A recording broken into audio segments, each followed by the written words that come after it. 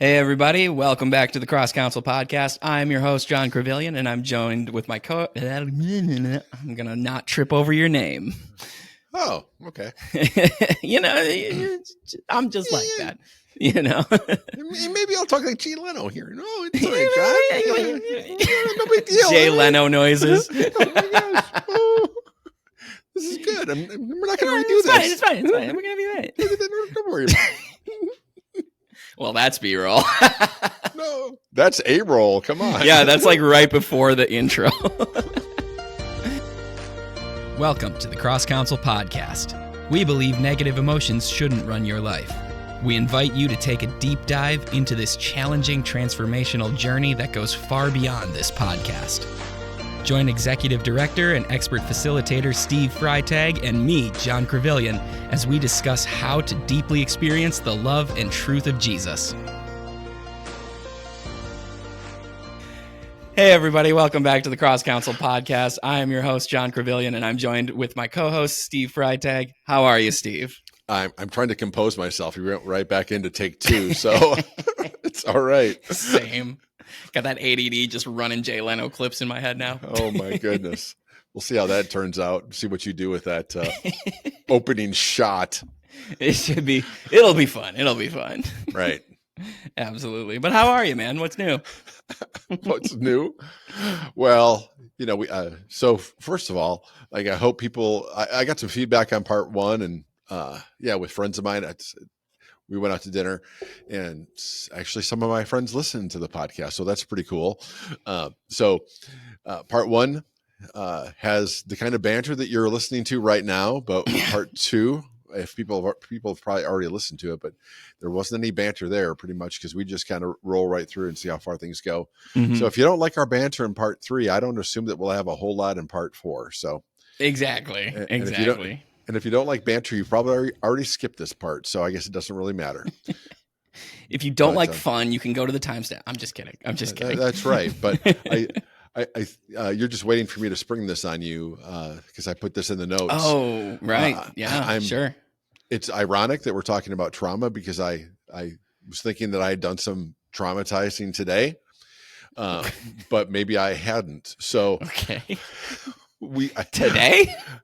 Today, yeah. Well, okay. Well, it's already it's early afternoon, so I've had plenty of time. But sure, I get it.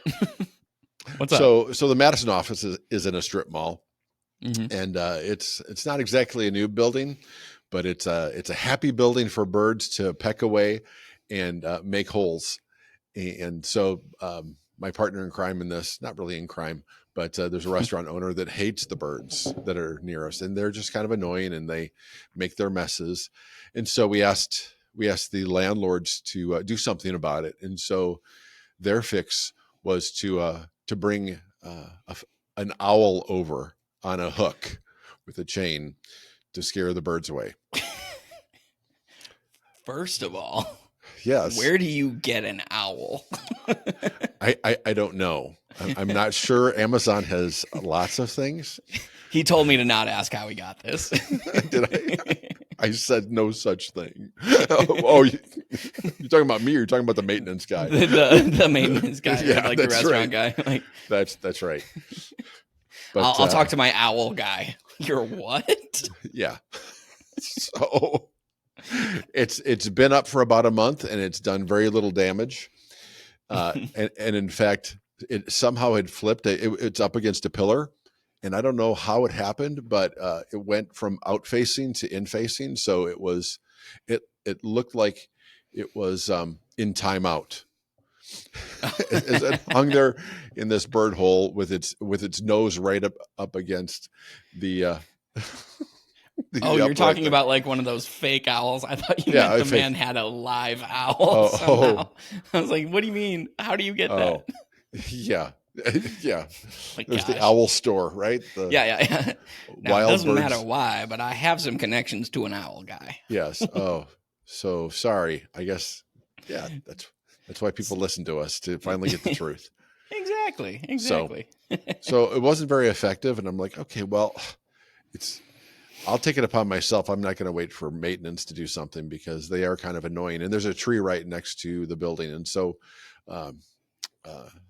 I put it in a tree to see, oh, this has got to be more effective. It's more natural than this bird in timeout on this, Yeah. pillar, because it didn't seem to be working a whole lot. And within about a half hour, there's birds that are just about landing on it. Like, I don't, this is about as effective as Scarecrow in Wizard of Oz. Yeah. So I thought I was going to do some traumatized, and I looked back at him like, oh, I'm kind of traumatizing these birds, but it's nature, man. Nature's mean. But when I took it out of the tree because that wasn't working, I put it back in another area on the building. Oh, maybe that'll work, because there's a stark difference in color, Sure. Yeah. and yet another 15 minutes later, they're on top of it. I'm like, oh, I guess it's not as traumatizing as I thought. So I guess I did not do any traumatizing. They're probably laughing at me. Sure. So come to think of it, I feel traumatized. Really? I'm the victim here. Yes, not really, but anyway. That's funny, dude. I've definitely been in that mode of like having traumatized someone, and it's bitten me a little bit even now as an adult, because I used to tell my youngest brother Sam that like there was a house leprechaun that we had, which is why all of my clothes would end up on his bunk bed. And I'd tell him like, no, it wasn't me. And he was like 6 at the time. So he was like terrified about that. And I was just messing with him as his older brother.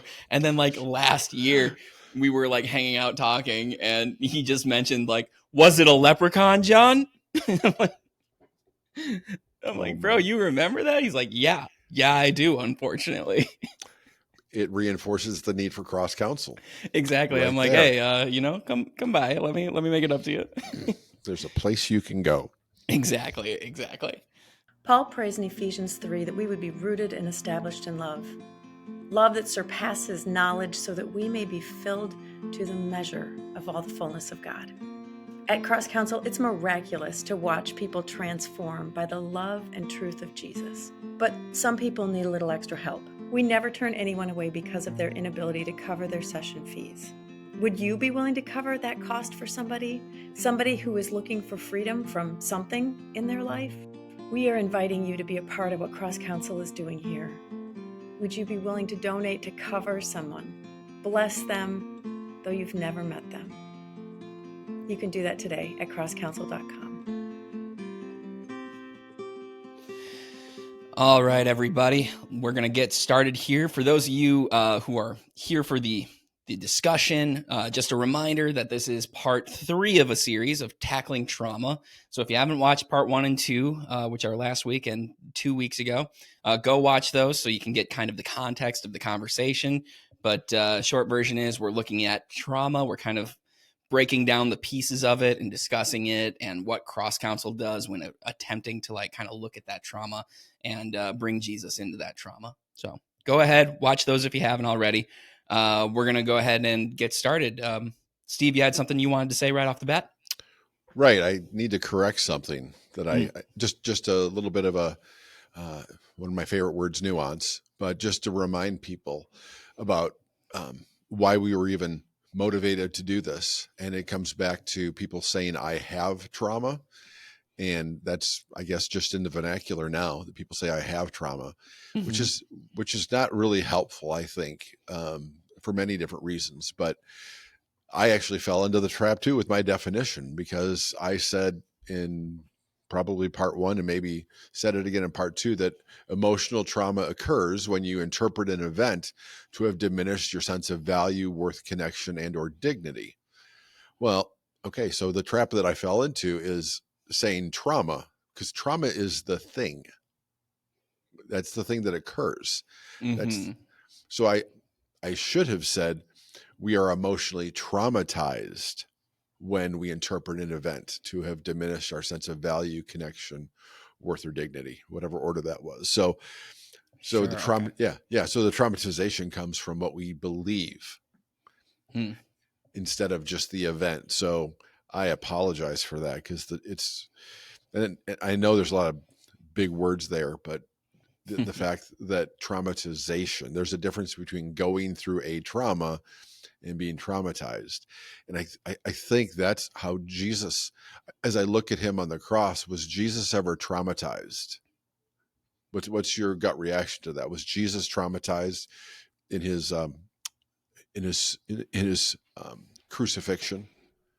I don't know if that's something I've ever considered, but as I'm kind of like thinking about it, I feel like he transcends traumatization, like he's too rooted in truth. He's too connected to the Father, that sort of thing, you know? And like, yes, there was certainly like stress, like when you're sweating blood, you might be a little stressed, that sort of thing. And there was suffering, absolutely. And Right. then, but it also says that he took on that suffering with all joy, knowing what would become of it, that sort of thing. Right. So. Is it the Apostles' Creed that said suffered under Pontius Pilate, was crucified, dead, and buried? Yeah, that's accurate. Mm. So he underwent a trauma. I mean, you can't understate that. I mean, it's just, my goodness. Or you can't overstate it. Maybe it's a better way. You can't overstate it. Sure. Yeah. The trauma that that it, so sorry, more corrections, but the amount of trauma that he went through is unparalleled, and it's not even close. The amount of suffering that he went through, not even close. But he was, so that's why I have that definition.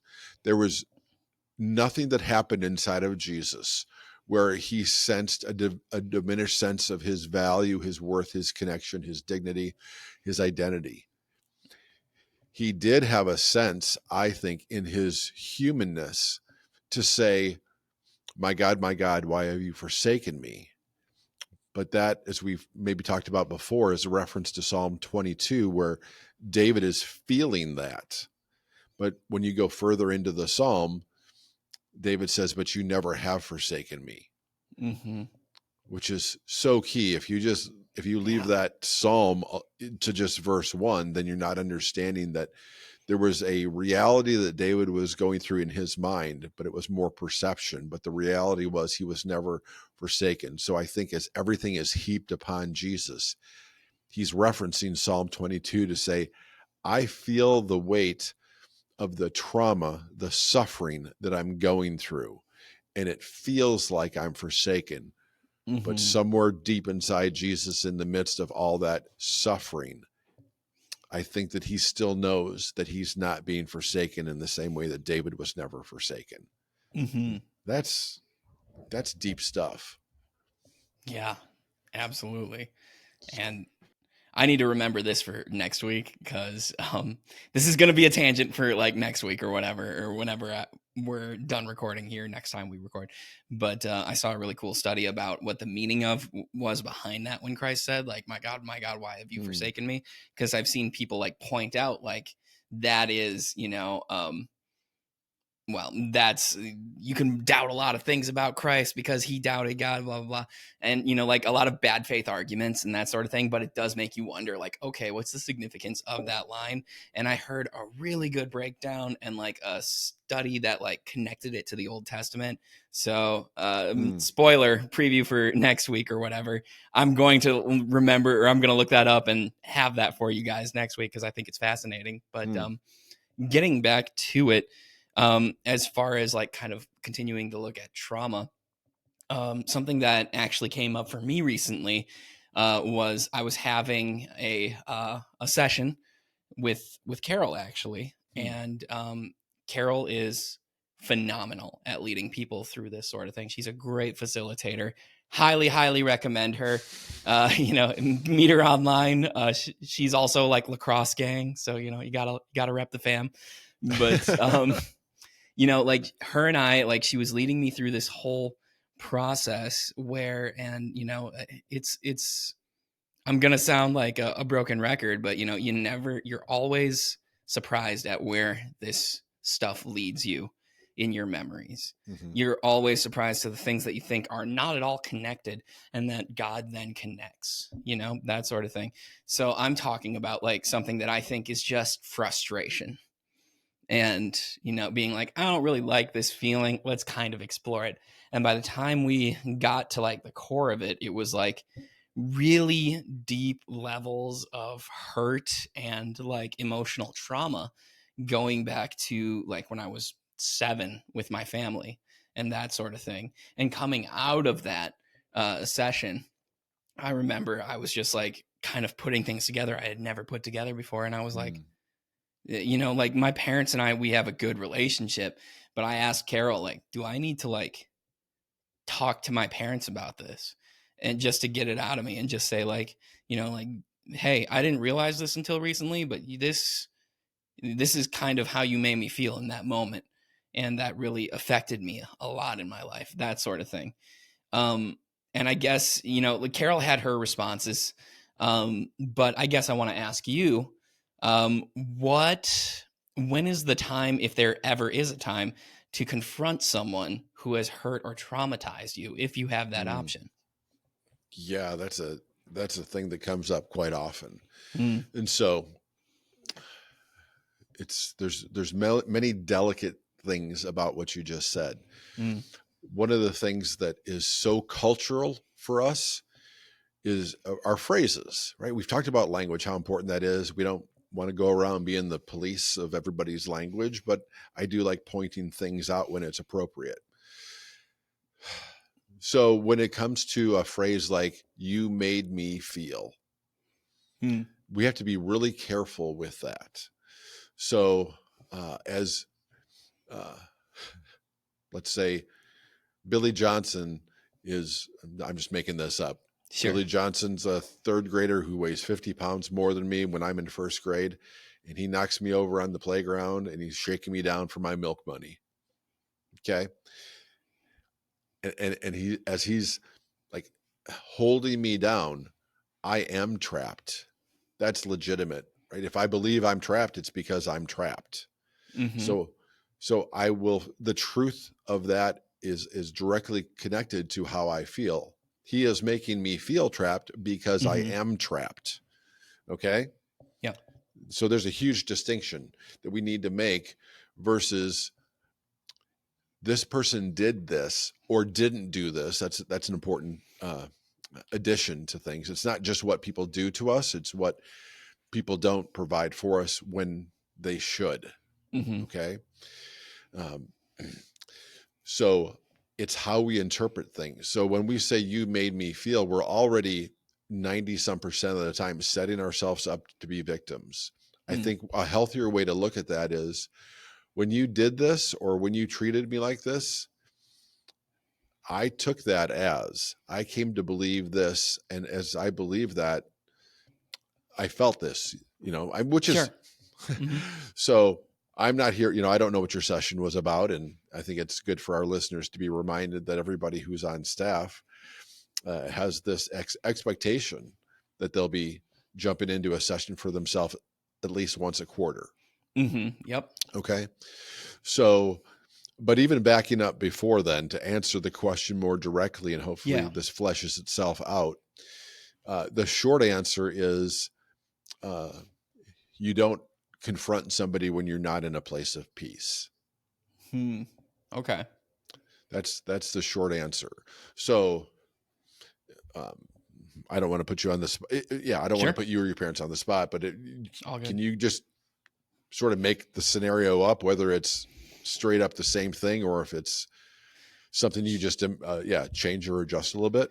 Sure. Actually, like in general, it kind of shocked me just now because like with your example saying like I felt trapped in that moment, a lot of the theme of my session, this is a God thing happening live, but a lot of the God thing in my session was like pointing out kind of a continuous feeling of being trapped, of being unable to get to where I need to, and being trapped by the decisions of my parents who thought that this was a better option than my overall well-being.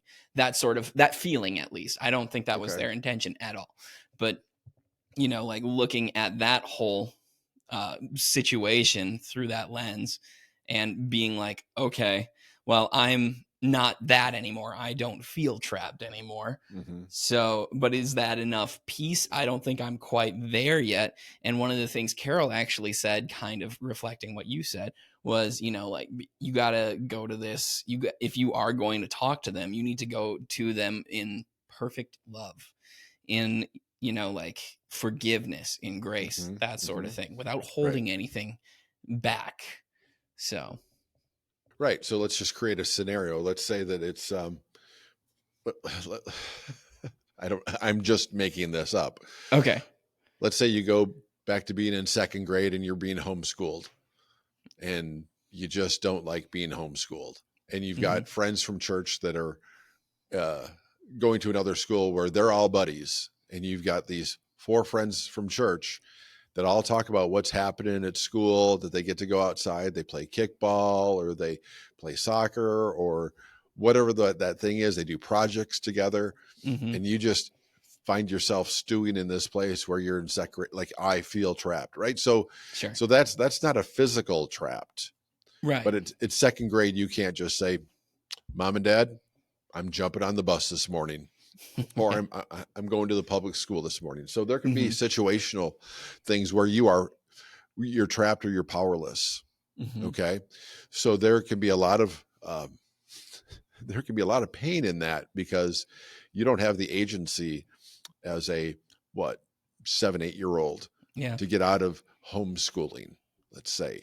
And it can be a theme in somebody's life, and they look at how certain things could have been, at least in their mind, better if they hadn't been homeschooled. And you can reverse that too. It could be somebody who wanted to be homeschooled because kids in their church were homeschooled. For sure. Yeah, right. So we're not picking on homeschool at all. No. All of our kids at one point were homeschooled. So I think it can be an awesome thing.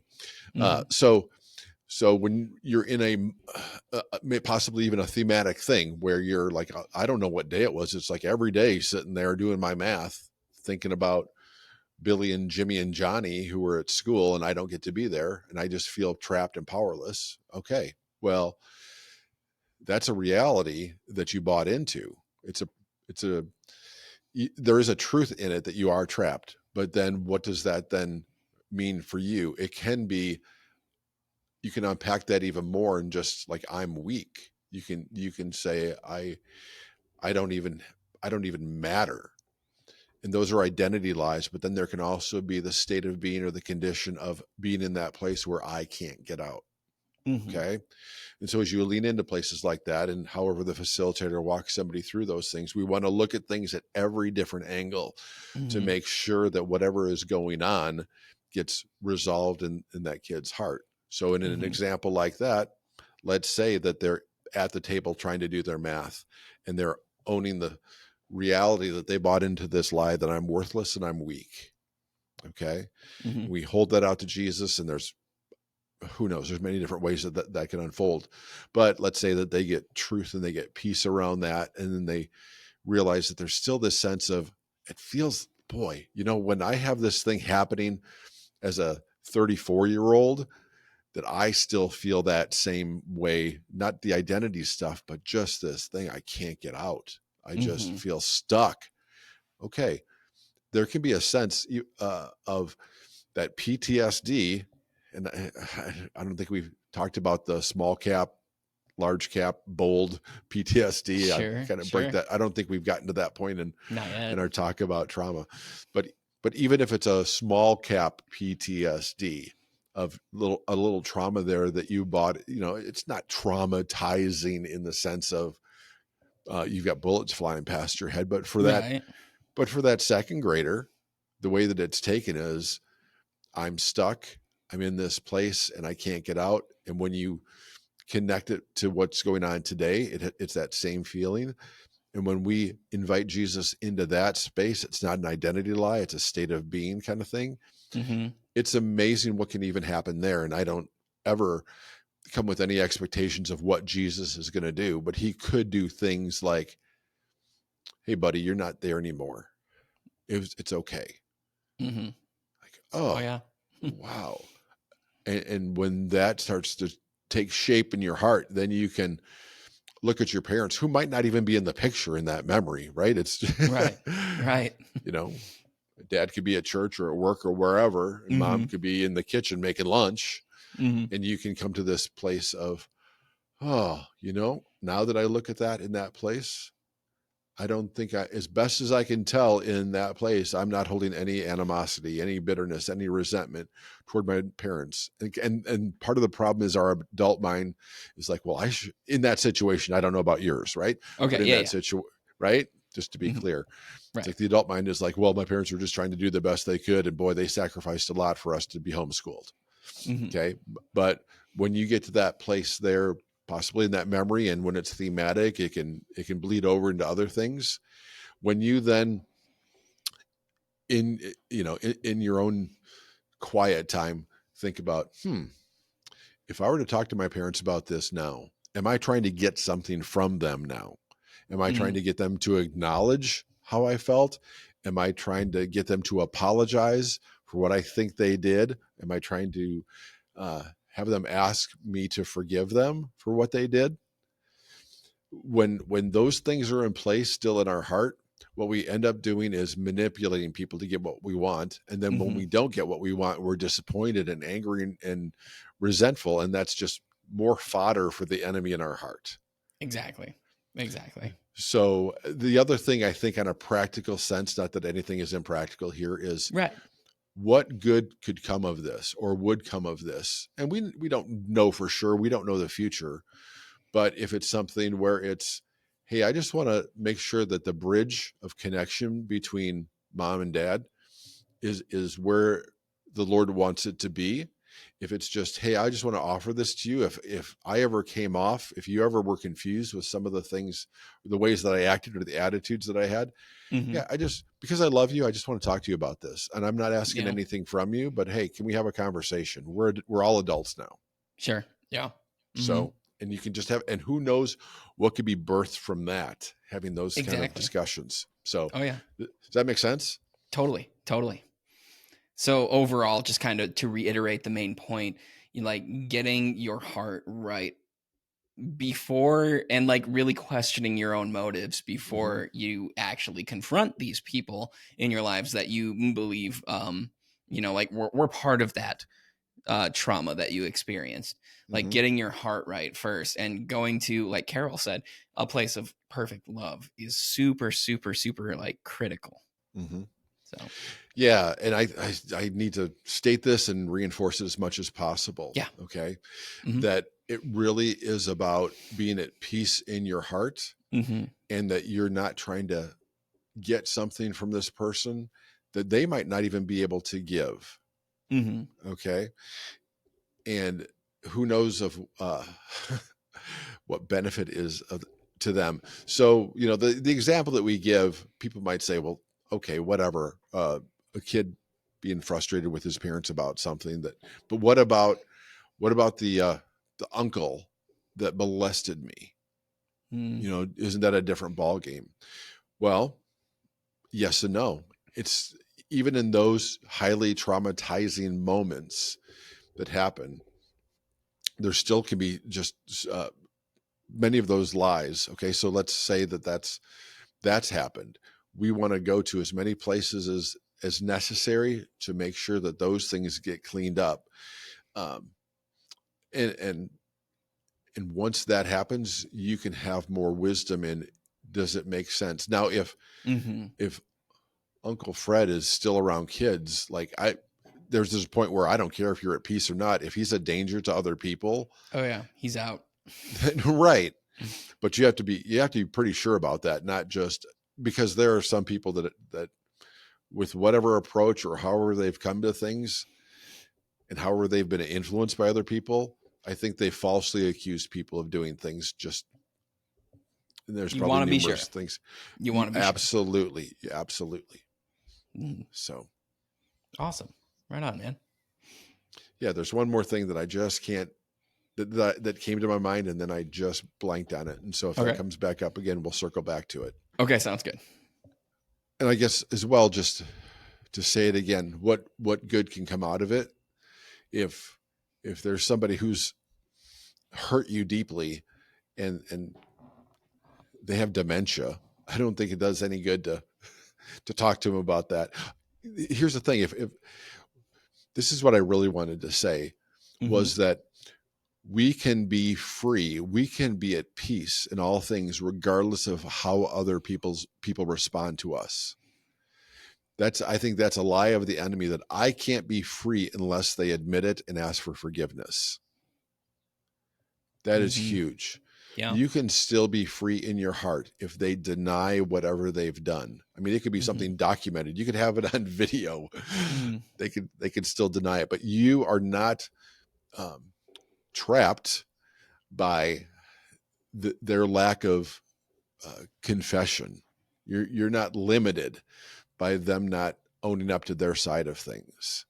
If we think that our happiness is contingent on other people's responses to us, then that's a cycle of defeat. So, and there's a lot of people listening to us who have been in traumatizing situations. But again, and this will just be a theme in this series, what really keeps us in a state of traumatization is us still holding on to those deeply seated core beliefs. And hey, everybody, we're going to call it here for this episode of the Cross Counsel Podcast. We're going to pick it up next week with a testimony that Steve's going to share that's relevant to the conversation. It's going to be great. It's a lot of fun. Stick around and we'll see you then. This has been the Cross Counsel Podcast. Please remember to subscribe, rate, share with your friends, and look for us on social media. The world will become a much better place, and Jesus will be seen in a much better light the more we are transformed by his truth and love. We'll see you next time, everybody.